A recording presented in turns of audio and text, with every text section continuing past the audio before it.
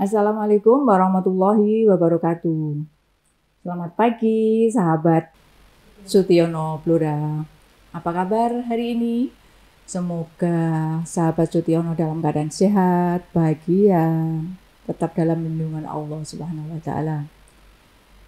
Senang sekali bisa hadir di acara podcast Kesehatan Sutiono Blora pada hari ini. Perkenalkan, saya Sukartini sebagai bidan di ruang melati RSUD Dr. R. Sutiono Blora akan mengangkat tema preeklamsi pada kehamilan. Dan di sini saya tidak sendiri, telah hadir di tengah-tengah kita narasumber yang luar biasa, yang berkompeten di bidangnya. Langsung saja kita sapa Dr. Sofati SPOG sebagai penanggung jawab obstetrik ginekologi di RSUD Dr. R. Sutiono Blora. Assalamualaikum dokter. Waalaikumsalam. Apa kabar hari ini dokter? Alhamdulillah sehat, kabar baik. Halo sahabat Sutiono. Terima kasih dokter sudah meluangkan waktu di acara podcast kesehatan RSUD Dr. R. Sutiono Blora. Sesuai dengan tema kita pada hari ini adalah preeklamsi pada kehamilan. Kita tahu ya, kehamilan itu adalah suatu momen yang sangat luar biasa, yang sangat dinantikan oleh pasangan suami istri. Kehadiran anak itu adalah suatu kado yang terindah dari Allah Subhanahu wa Ta'ala. Namun pada kehamilan kadang ada kalanya ada komplikasi yang bisa menyebabkan mengancam keselamatan ibu maupun bayinya. Salah satunya adalah preeklamsi. Preeklamsi itu merupakan kematian tertinggi pada ibu. Di Indonesia saja angka kematian ibu sangat tinggi karena preeklamsi. Khususnya di Blora tahun 2022 terjadi kasus kematian ibu atau AKI sebesar 23 kasus. Kemudian di tahun 2001 ya. 2001 terdapat kasus 23 kasus. Kemudian di tahun 2022 menurun menjadi 10 kasus. Dan di antaranya kasus-kasus yang menyebabkan kematian itu adalah preeklamsi. Sedangkan di ruang melati saja tahun 2003 pada bulan Juli, partus itu sebanyak 68. Dari 19 kasus itu kasus preeklamsi. Nah, di sini kami akan bertanya-tanya pada Bu Dr. Sofati tentang preeklamsi. Kami mau bertanya dokter, mohon penjelasan apa sih preeklamsi itu? Kok begitu sebegitu banyak sampai bisa mengancam nyawa ibu? Monggo dokter. Ya, jadi preeklamsi adalah suatu kondisi hipertensi atau tekanan darah tinggi yang terjadi pada usia kehamilan lebih dari 20 minggu. Jadi yang di sini yang dimaksud tekanan darah tinggi itu apabila tekanan darah itu 140/90 disertai dengan kelainan organ, misal dengan protein urin yang positif atau dengan penurunan trombosit atau dengan gangguan organ yang lain, atau jika tekanan darah itu 160/110 tanpa kelainan organ itu sudah bisa dikatakan preeklamsi ya. Itu ya, Dok. Iya. Iya dok. Seringkali kita mengatakan bahwa preeklamsi itu adalah keracunan kehamilan. Itu gimana itu dok? Penjelasannya kok dikatakan Iya. ibu ini keracunan kehamilan ya gitu. Kadang kita menjelaskan kepasannya kayak gimana itu dok? Iya, karena preeklamsi itu disebabkan oleh kehamilan itu sendiri. Jadi karena adanya plasenta, adanya produk kehamilan, dia menyebabkan preeklamsia.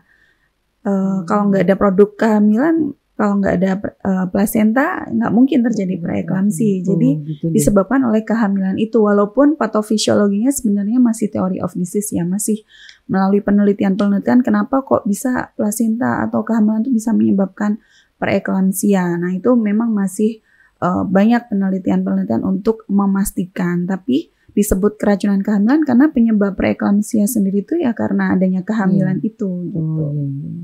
Berarti karena ada plasenta gitu ya. Iya, ada plasenta. Benar. Kemudian faktor apa saja ya dok yang bisa memicu terjadinya preeklamsi? Nah, sebenarnya ada beberapa faktor risiko atau keadaan yang memperberat kondisi ibu itu menjadi preeklamsia. Jadi itu sebenarnya udah bisa di screening dari awal atau dari sebelum kehamilan. Misal ibu dengan obesitas atau indeks massa tubuh lebih dari 35, kemudian ada hipertensi sebelumnya, ada penyakit gangguan ginjal sebelumnya, ada riwayat pernikahan yang lebih dari 2 kali atau riwayat persalinan sebelumnya itu berjarak 10 tahun. Itu beberapa faktor yang memicu terjadinya kondisi preeklamsia, walaupun dia bukan penyebab pasti, tapi bisa memicu, meningkatkan risiko terjadinya preeklamsia. Gitu. Kemudian itu preeklamsi itu apakah ada klasifikasinya atau tingkat-tingkatannya gitu dok? Iya.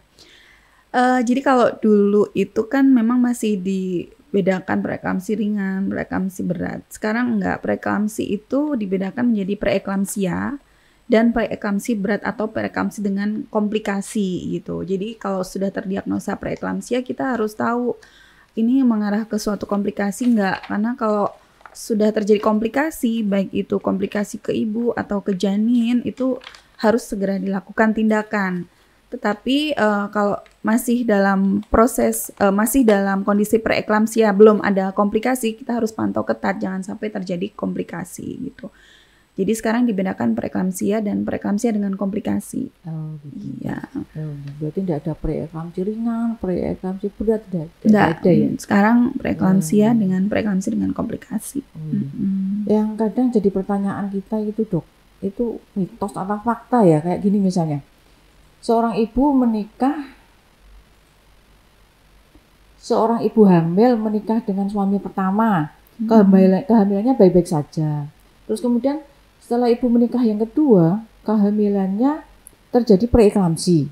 Nah, itu preeklamsinya itu karena gen dari suami atau itu mitos atau fakta dok? Kadang kita sama bidan tuh pada bertanya,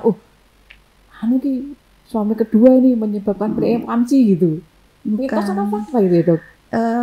Ya, faktor risiko yang memicu terjadinya preeklamsi sendiri itu bisa bermacam-macam. Misal adanya pada nulipara atau kehamilan pertama, atau pada ibu obesitas dengan indeks massa tubuh lebih dari 35, riwayat kehamilan sebelumnya dengan preeklamsia, riwayat pernikahan 2 kali, penyakit autoimun misal antifosfolipid, atau penyakit diabetes mellitus atau hipertensi kronis sebelumnya. Itu bisa memicu atau sebagai faktor risiko terjadinya preeklamsia. Setelah ibu terdiagnosa preeklamsi ini, ya, bayi sudah lahir. Apakah preeklamsi itu berhenti sampai di situ atau masih berkelanjutan sampai masa nifas dok? Iya. Jadi hipertensinya itu bisa menghilang ataupun menetap. Kerusakan organnya juga bisa menetap atau menghilang. Nah, itu harus dipantau terus sampai masa nifas selesai, karena sisa-sisa dari produk kehamilan itu selesai setelah masa nifas bersih, baru dinyatakan insya Allah dia lebih aman lah, yaitu pada 6 minggu pasca persalinan atau 42 hari pasca persalinan. Jadi selama itu ya ibu harus diedukasi, walaupun pulang misal tensinya udah stabil, tapi sebelum persalinan tensinya 160, pulang udah 120, ya waktu pulang harus diedukasi ibu. Ini harus rutin kontrol, harus cek tensi, karena resiko preeklamsi masih bisa sampai di masa nifas gitu atau 42 hari pasca persalinan. Nah, harus cek tensi, diedukasi juga tanda-tanda komplikasi seperti yang itu tadi, nyeri kepala depan, impending eklamsia itu, atau batu, sesak nafas, nyeri ulu hati. nyeri kanan atas, perut kanan atas. Nah, itu harus benar-benar diedukasi ke pasien. Untuk makanannya misalnya, Dok? Dan Ya. minumnya Restriksi garam sih ya, kalau untuk kondisi hipertensi memang pengurangan konsumsi garam. Tapi untuk minumannya memang bisa 1,5 liter sampai 2 liter per hari masih bisa. Sehari, Iya, udah termasuk masih bisa. kalau misalnya pengen minum jus sudah terkurangi dari itu ya? Iya, saya rasa kalau 1,5 sampai 2 liter itu memang kebutuhan standar. Jadi ya masih nggak apa-apa, nggak usah terlalu yang mengurangi minum gitu. Nggak usah, tetap 1,5 sampai 2 liter karena kondisi dehidrasi pun bisa memperberat kondisi ibu, apalagi ibu kan masih pemulihan pasca persalinan, pasti harus terrehidrasi dengan baik juga. Jadi 1,5 sampai 2 liter itu masih diperbolehkan untuk cairan tubuh. Iya. Terima kasih dokter untuk waktunya, sudah panjang lebar kita mendapatkan penjelasan tentang preeklamsi. Sekiranya waktu sudah cukup untuk acara podcast pada pagi ini. Mohon izin untuk menyimpulkan pemantauan kehamilan itu sejak awal sangat penting untuk menentukan bagaimana proses kehamilan ke depannya, proses persalinannya, dan apabila saat pemeriksaan di dokter sudah didiagnosa preeklamsi harus rutin mengontrol tensinya. Itu pemeriksaan kehamilan paling tidak 6 kali. Untuk trimester pertama 2 kali, untuk trimester kedua 1 kali, dan untuk trimester ketiga 3 kali. Kemudian dan dalam 6 kali periksa itu paling tidak 2 kali ke dokter SPOG untuk mengetahui apakah ada kelainan letak janin, terus kelainan letak plasenta. Kemudian untuk preeklamsi sendiri bisa dicegah dengan preeklamsi itu ada secara teori penyebabnya memang belum diketahui secara pasti. Tetapi faktor-faktor risiko yang bisa memicu munculnya preeklamsi itu bisa diantaranya adalah hamil anak pertama, kemudian hamil kembar, riwayat preeklamsi yang terdahulu, kemudian yang memunculnya preeklamsi adalah karena diabetes atau penyakit gula yang sebelum kehamilannya belum diketahui tapi pada waktu hamil dia baru diketahui penyakit gulanya, itu bisa memicu terjadinya preeklamsi. Kemudian hamil kurang dari 24 tahun atau lebih dari 35 tahun. Atau ada penyakit autoimun. Ingin menambahkan sedikit, kalau seorang ibu hamil sudah terdiagnosa preeklamsia walaupun belum ada komplikasi, sebaiknya rutin kontrol ke dokter kandungan.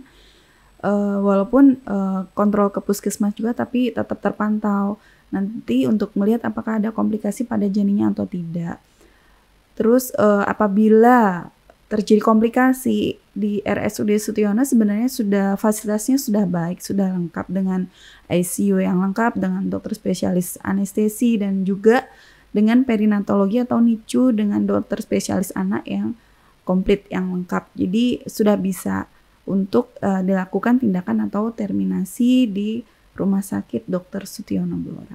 Sekian acara podcast kesehatan pada hari ini. Semoga bermanfaat untuk sahabat Sutiono Blora.